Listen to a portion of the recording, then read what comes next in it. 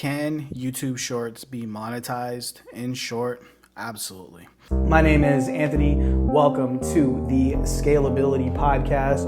Oh my God, that.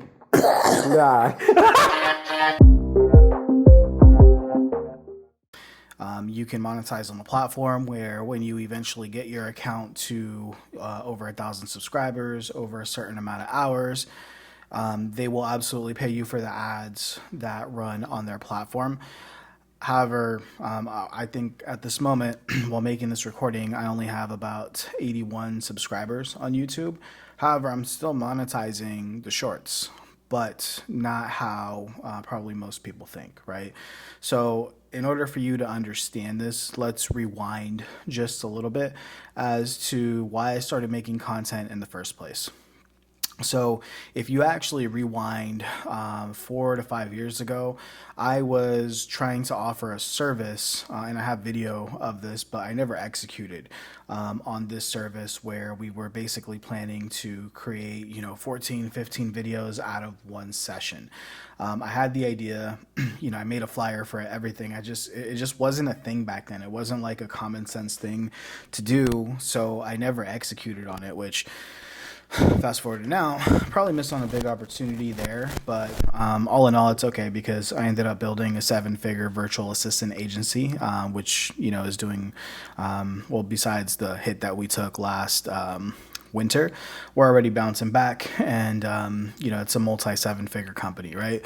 But back then I was working pretty closely with a few buddies of mine, and yeah, I don't know. I don't know why I didn't execute. So fast forward all these years, we all know that we're supposed to be making content. We all, for the most part, if you're part of my community, we all know the Ed Milet's, the Gary V's, the Bradleys, and, constantly they are talking about how we have to be making content. Like content is the way. So we all know that we're supposed to be doing it, but most of us just, I don't know, we're too busy running, especially if we're actually making money, right? Like we're too busy running our actual business that actually pays the bills. Because I know that that's what it was for me. And also I see a lot of people who are making content who are absolutely broke. They have tons of reels and photos on their website, but when it comes to their actual businesses, so many of these social media managers out here are not even doing over $2,000 a month in revenue, right? So, but they have time to go hop on CapCut and make a bunch of content, right? But that was not my situation. So, what actually changed for me? So I ended up getting a call one day from my client, friend, business partner, Brendan, and he's like, "Yo, let's go to an event in Vegas called Forward." And I was like, "Oh, is it?" I asked him if it was a real estate agent event, and he said yes. And I was like, "I'm good. I don't want to go to a real estate agent event." And he was like, "Okay, but Gary V's going to be there and Bradley's going to be there." So I was like, "Oh, okay, fine, whatever." Well, the ticket was $1,000. He already covered the hotel, so I was like, "All right, cool, bet, let's roll." So we go there, and sure enough, all it really is just me listening to a room of 1,000 of us listening to Gary Vee say the same stuff that he says online but on a stage. And it was at that moment I was like, damn, okay, this is the time where I'm gonna go execute. And immediately I came back, and if you guys have been following along, you guys know my assistant Jose, aka Pepe, aka Grow with Pepecito. Go follow him. But when I hired him, he was working at El Pollo Loco, but I knew he was a smart kid, so I hired him to basically do cold calls for my business. And immediately when I got back, I was like, "Yo, you are going to start making content." And he's like, "What?" I was like, "Yeah, you're going to be, I'm going to call you Pepe Rock," right? Because if you guys know Gary Vee has a guy named D-Rock that follows him around. And I was like, "Yeah, dude, you're going to be my Pepe Rock," right? And he's like, "Dude, I don't know how to record. I don't know how to set up a camera. Don't know how to edit. Don't know how to do any of this stuff." And I was like, "Bro, don't worry, I'll teach you." And sure enough, he's gotten pretty good. So I knew that for sure we were going to execute content. Did I know anything about strategy back then? Not really. Did I know like how it was all going to happen? No, I just knew that we were going to do it, and we built it along the way. And so what I've learned though over time, okay, and this is something that's really important that I think will save you, whoever's watching this, listening to this, it will save you a ton of time, is that our entire strategy is structured around YouTube. Meaning everything that we do, this video, which is going to get repurposed into an audio podcast, these, and also it's going to get broken down into shorts and not only put on YouTube shorts, but it's also going to be put on TikTok, on Instagram, on Facebook, on TikTok, on LinkedIn, right? So it gets completely repurposed for everything, which, is pretty much following the Gary Vee model. Probably the only thing we're not doing is turning this into blogs, and that can easily be done. But the entire strategy is structured around YouTube. So putting these videos on YouTube, right, especially like the podcast doesn't really get you a lot of searches, right? Especially if I'm doing like, Scale with Anthony with a host that nobody's ever heard of. And we were basically putting up these podcasts that were an hour long. I think we had already shot like 12 of them. And then I started taking a course by Think Media that taught us the ASQ method, or ask specific questions method. And it just made me completely rethink my entire strategy when it came to actually posting videos on YouTube. Now it's like, okay, great. We're still going to do the podcast because podcasts are great. I love the ability to hijack somebody's knowledge, put it on my channel, and then be able to post that person saying smart things and then collaborate with them on different social media platforms. And then their audience gets to see me and my audience gets to see them. I love that. That's like a straight win across the board. But what Think Media taught me was, okay, you know what? Instead of just, recording a podcast and going freestyle, let's go in with some intention, right? So now when we're shooting a podcast, we basically plan, takes 10-15 minutes to plan. So we look at like, who is our guest? What do they do? What do they specialize in? And then we go and actually do some keyword research on their industry and what they know. And basically we have them answer those questions now on the podcast, where then when our editors break down the actual, podcast episode, now we have a bunch of videos that can be standalone questions that are answered that can be put on YouTube. So just giving you a tactical, practical example. Let's say that I am on a podcast with a mortgage person, right? Which we just did a podcast with a mortgage person, and I let all kinds of opportunity fly by me because I didn't know this strategy yet. But let's say that mortgage person hops on and I'm like, hey, let's just say like FHA loans, for example. Let's say I go do research, and let's imagine that a big question is, how many FHA loans do I get in a lifetime? Right, let's just say that was it. So then I can ask the person on my podcast and say, hey, Mr. Professional, how many FHA loans can I get in my lifetime? And then they'll answer, right? And let's just say it's a 3 to 6 minute video. Now we can actually clip that 3 to 6 video segment of this hour long podcast and put it onto YouTube basically as mid form, right? So now you don't have just the long form, you also have mid form, short form, and then micro form, right? Where, the short form is going to be the, 30 seconds to a minute and a half type videos. And the micro form is going to be, just a couple seconds, 5 to 8 seconds, right? So we're really trying to get all of these different things now. Now, coming back to the original topic, how am I monetizing this?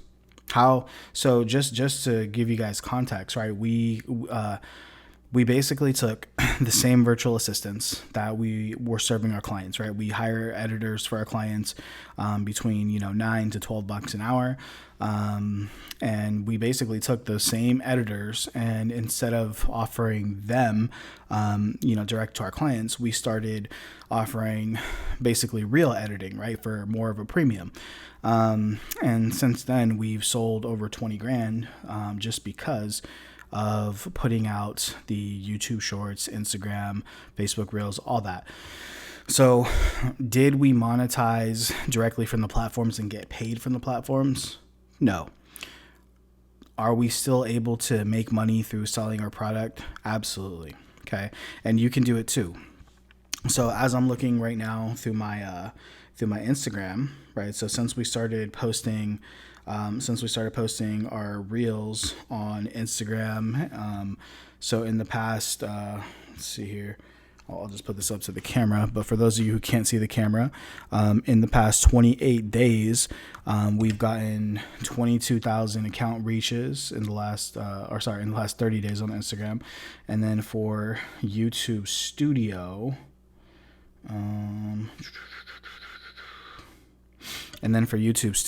everybody who's watching on the camera too, you can see we've gotten 22,300 views in the last 28 days. Right now, I was actually at the cigar lounge, and I met a guy who has a way bigger YouTube channel, and he was very kind, and he actually showed here, and it's actually posted on my Instagram. You can go see, but he has 1.8 million views on his shorts, which is just absolutely mind blowing.